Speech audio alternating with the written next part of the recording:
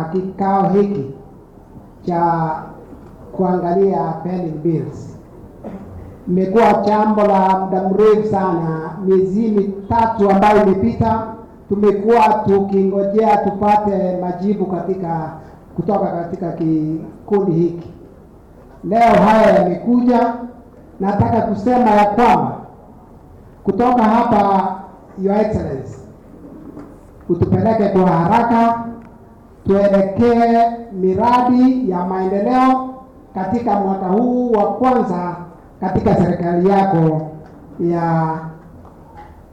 ya Simbarati. Nataka kusema ya kwamba miradi ambayo imekwama pale tumeona katika picha, na mingine ya Excellency ambayo haikuletwa katika picha kwa sababu ya muda,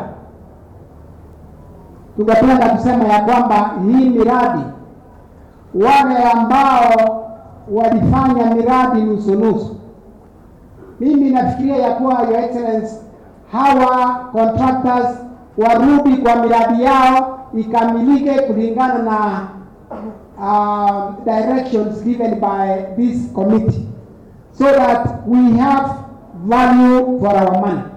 Pesa yetu haiwezi kuenda umelipwa kazi huku kamilisha na tuseme contract imekwisha.